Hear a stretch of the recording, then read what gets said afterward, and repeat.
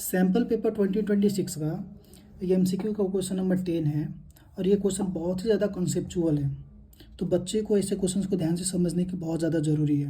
मैं एक बार क्वेश्चन पढ़ता हूँ, देखो क्वेश्चन में क्या लिखा हुआ है। The sum of two numbers is 1 to 15 and their HCF is 81। HCF कितना दिया हुआ, 81 दिया हुआ है। Then the possible pairs of such numbers are. अब भाई मुझे एक चीज़ बताओ, अगर HCF 81 दिया है तो नंबर कुछ भी हो, हाईएस्ट कॉमन फैक्टर तो HCF ही होगा ना। तो हम क्या करते हैं, फर्स्ट नंबर को जो है उसको 81 और x मान लेते हैं। मतलब कुछ भी हो उसका फैक्टरेशन में क्या आएगा, 81 मल्टीप्लाई x आएगा। अब x कुछ भी हो सकता है। और सेकेंड नंबर क्या मान लेंगे, 81 मल्टीप्लाई y भी कुछ भी हो सकता है। बस मैंने 81x और 81y इसलिए माना हुआ है क्योंकि 81 जो है हमारे कॉमन होने चाहिए, क्योंकि आंसर में बोला, क्वेश्चन में बोला गया है कि हाईएस्ट कॉमन फैक्टर क्या है, 81 है। तो यार अब हमें क्या समझना है कि क्वेश्चन में तो ये भी बोला है कि the sum of two numbers is 1 to 15 बोला है। तुमने पहला नंबर को अगर 81x बोला, दूसरे नंबर को 81y बोला, तो क्वेश्चन के अकॉर्डिंग क्या हो जाएगा, 81x प्लस 81y जो है ये कितना हो जाएगा, 1 to 15 है ना। अब यहाँ से अगर तुम 81 कॉमन लेते हो तो तुम्हारा क्या बचेगा, 1 to 15 और x प्लस वाई बराबर क्या हो जाएगा, 1 to 15 अपॉन 81 है ना। अब 1 to 15 को जब हम 81 से डिवाइड करते हैं तो 81 1 जा 81, ये 0 बचा, ये 4 बचा, ये 5 आया। 81 5, हाँ 5 से करेंगे तो 405 आ गया है ना।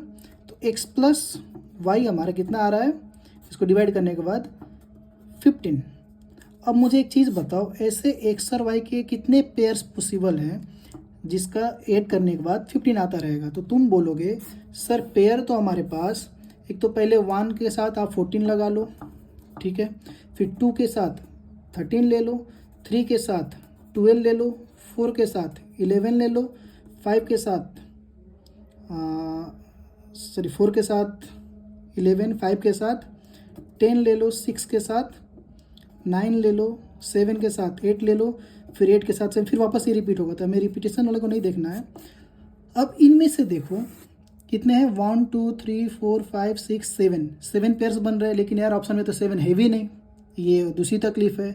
तो बच्चे एक चीज़ ध्यान से समझो, हमें क्या देखना है, इन दोनों में जो है 81 हाईएस्ट कॉमन फैक्टर है। इसका मतलब x और y कुछ भी ऐसा नहीं रखना है जिसमें फिर से वापस कॉमन फैक्टर निकल के आ जाए, है ना। तो हमें ऐसे पेयर देखने जिसमें कॉमन फैक्टर ना हो। तो 1 और 14 में कॉमन फैक्टर नहीं है तो हमारा ये आ जाएगा आंसर में। सिमिलरली 2 और 13 में भी कॉमन फैक्टर नहीं है तो इसको भी ले लेंगे। अब 3 और 12 में लेंगे क्योंकि इन दोनों के बीच में कॉमन फैक्टर आ जाएगा, जिसकी वजह से हमारा हाईएस्ट कॉमन फैक्टर जो है 81 नहीं रह पाएगा, तो इसको हम लोग नहीं लेने वाले हैं। 4 और 11 को बिल्कुल लेंगे क्योंकि कॉमन फैक्टर नहीं है। 5 और 10 को फिर नहीं लेंगे भाई, क्योंकि इन दोनों में फिर कॉमन फैक्टर आ जाता है। 6 और 9 को भी नहीं लेंगे और 7 और 8 को ले लेंगे क्योंकि कॉमन फैक्टर नहीं है। तो टोटल कितने निकले हमारे पास, 1 2 3 और 4। तो हमारा आंसर जो है ये 4 करेक्ट हो जाएगा। 4 ऐसे पेयर्स ऑफ नंबर है जो कि HCF 81 देते हैं और उनका सम क्या होता है, 1 to 15 होता है।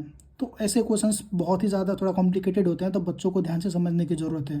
और कुछ भी तुमको अगर पूछना हो तो मैं हूँ इधर, पूछो मेरे से।